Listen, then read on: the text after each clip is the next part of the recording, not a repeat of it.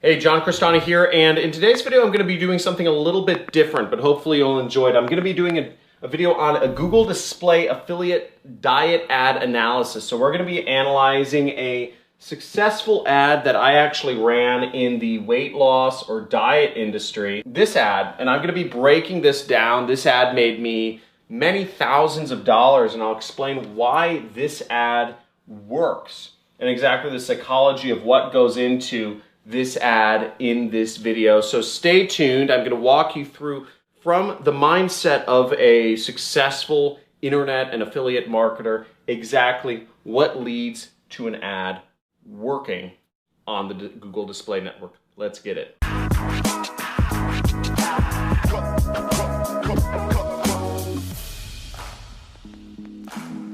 Hey, super excited you're here. We're going to be going over a Google Display Network affiliate ad in the weight loss, or what we call the diet ad industry, which is a very big industry. It's an industry that I've made $35,000 a day in. I will walk you through exactly the psychology from a marketer's perspective, how I created this ad and why it works. So this is the ad. Okay, and as you'll see, it says, "Eat this, never diet again." It's a pretty simple ad. It's got this weird thing on it, and then it's got a line below, which is the Dr. Oz, the holy grail of weight loss.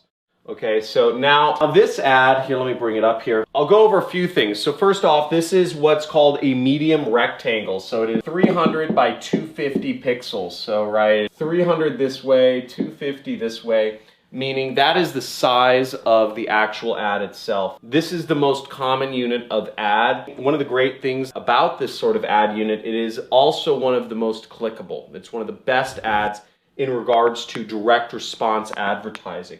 There are other types of ads called a banner ad, which look like this, and these are generally associated with banner blindness. There's also another type of ad called a skyscraper, which is looks usually like this. And these ads are also associated with banner blindness. They look like ads. They don't blend in to the content as much as a square ad might be. A square ad, or medium rectangle is what the unit's called, oftentimes blends in with the actual content of a page. Whereas these ads, the skyscraper and the banner ad, generally stick out like sore thumbs, so you don't generally want to use them, whereas this ad right here is what we're talking about. And this is just a kind of a mock-up of a general web page. Whenever I was running advertisements, I'd always run the medium rectangle because it just works better. If people don't have banner blindness, the people who are buying these ads right here are generally big brands that are wasting their money because they have no idea how to do advertising, not like us affiliates. So let's get a little bit deeper into the ad. Another aspect that I like about this sort of ad is that it's very simple. You have the top, let's just put the ad like this. You have a headline, you have a image, and then you have a CTA. Okay, so it's very simple. Get their attention. Right, get their attention with the image, get a little more specific interest with the headline, and then bring it home with what you want people to do next with the actual line of text. And what's interesting about this is that the actual way people digest many ads is what they'll do is they will look at the image first, just to get their attention. So this is number one. Then they will read this line, that's number two. And then they will read the call to action, which is number three. So consumers' behavior, just human beings, they go for what's most interesting first. And generally, always an image is going to be more interesting to folks than text. It's the way our brain works. Our eyes are trained to recognize things. Videos work even better than images. So if you're doing advertising on Facebook, for instance, you want to use videos. It's just a leg up. You can only win by putting videos in your ads rather than images. You can even take the same image and you can just turn that image into a video and put little flashy effects on it, make it blink or stuff. Obviously Facebook has a million guidelines, so they'll ban you for a lot of stuff. But the point is, videos always work better. Images work better. So I like to use those. Now, the next thing we're seeing about this ad is we're saying, eat this, never diet again. So the first thing people see is this really weird thing. I don't even know what it is. I can't even tell you what this is. I'm trying to think of what this is. I have no idea what this is. The point is, it's meant to confuse the user's brain. They're trying to place it into a category. Is this a hamburger? Is this a piece of food? Is this like a weird, like slimy sponge sea creature thing? I don't know. But the point is, it catches people's eyes because they can't place it immediately. They can't tell whether this is an ad or a thing or news or something, new discovery. It just looks weird. So what happens is that because it goes into those what I call reptilian sensors, and I talk to my students a bit in my courses about triune brain theory, which is talking about how we have the reptilian brain, we have the emotional brain, we have the logical brain. But what's interesting about the three different brains is that the reptilian brain, which is the fight or flight instinct, overrules everything, okay? Overrules everything. And the fight or flight instinct, what that is we as humans, when we see something, we need to say, basically, am I gonna eat it? Am I gonna mate with it? Or am I gonna kill it? Right? The brain, it wants to figure out, is this dangerous? Is this mateable? Is this something else? Okay, and if it's not dangerous, we want to figure it out. We don't know what this is. And when we can't place something in our brain, it brings interest to us. So even if we saw that little Google ad symbol up in the upper right, when people see this, their brain flips out. It stops thinking whether it's an advertisement or not. It's just kind of like, boom, here's this thing, and the brain starts freaking out because it's saying, is this supposed to be dangerous to me or not? So we get people's attention right there. But attention doesn't equal money. Because again, at the end of the day, as affiliate marketers, we only make money if somebody buys the product that we're selling. This is what we call kind of clickbaity, right? We're trying to interrupt people's patterns because people don't like advertising, okay? So you need to find a way to reach people. Now you may say, that's awful, John. You're getting people's attention when they don't want people's attention. That's what all advertisers do. And if you don't like advertising, then, I mean, what are you doing here? Come on. So the next thing is, we kind of foreshadow what the benefit is here. Never diet again, right? And we have that further kind of weird pattern interrupt. Eat this. Like, what? The assumption is you looked at the image first, and then you read that, and it says, eat this. And that just flips out the brain even more. You're saying, what? I don't even know what that is, right? That's what the brain's thinking. How can I know to eat it? Never diet again. So there's a curiosity angle. What we're looking for is interest, okay? And in sales, they call this AIDA. Attention. Do I have your attention? Interest. Are you interested in the product I have to buy? Decision. Are you ready to make a decision? And then action. So the first step is attention. We have to capture their attention. This captured their attention. This and eat this captured their attention. Interest. Right? This is I.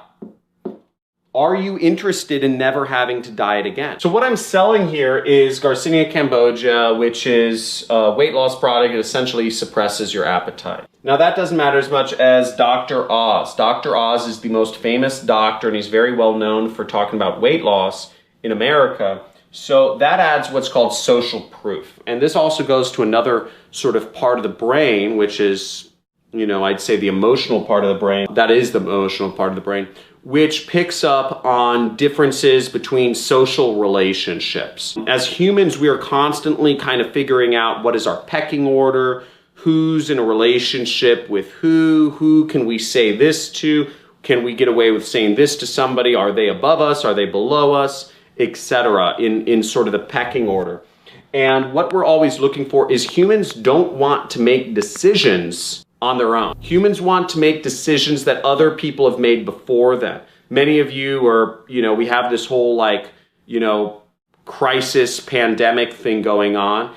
And You know, it's one of those chicken and egg scenarios. People will not want to go out of their house until they see other people go out of their house, right? Or a significant amount. People don't want to be the first. People don't want to stop wearing masks if other people are wearing masks. It's one of those social conditioning things. Social proof is the most powerful, it's one of the most powerful things, one of the 3 most powerful things in marketing. Because again, the more you can show that, hey, look, other people have made this decision before you. You can trust them, right? Trust the masses.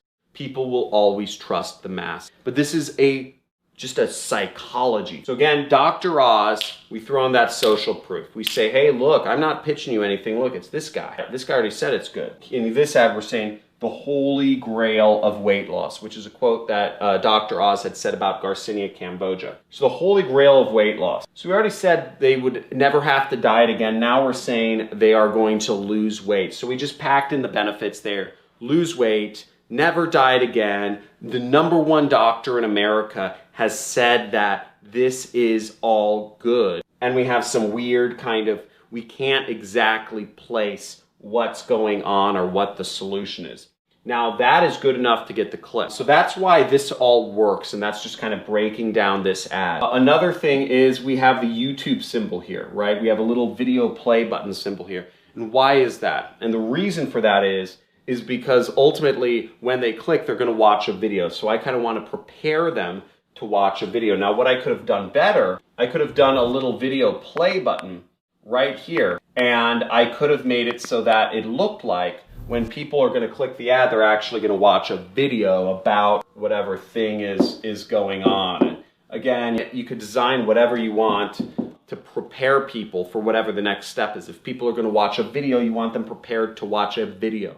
If people are going to read an article, you want them prepared to read an article, because not everybody's going to want to read an article. Not everybody's going to want to watch a video.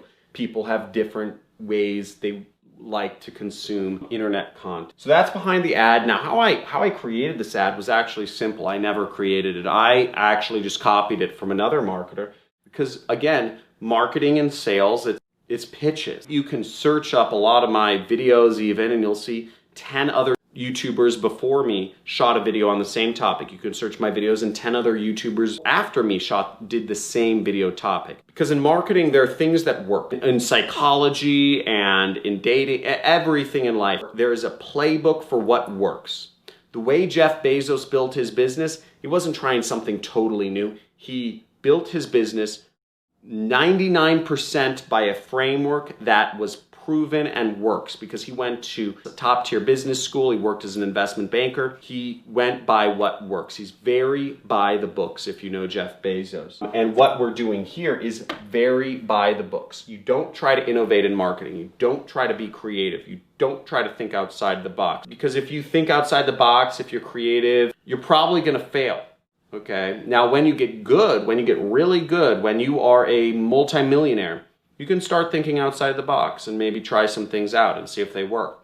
I try some things out. Most of the time they don't work. But the point being is copy what works, keep it simple, don't try to do anything super inventive, and just stick to the basics, right? We got some benefits in here, we got some interest in here, we got some social proof. We're selling a weight loss product. So at the end of the day, this is very congruent with what we're selling. We're going straight from this into, I think it's an advertorial with a video on it or something, and then going into the sales. So that's an analysis of this ad. Let me know in the description, or the comments, if you enjoyed this video, if understanding the psychology of a good ad was helpful for you. Make sure you like, subscribe, comment. Generally, if you could, just give me some feedback on whether you'd like me to do more of these types of videos, where I really take you into the brain and the psychology of a marketer, of me, and go over some of these ads with you, because ultimately my goal is to help you succeed. I've done videos on every free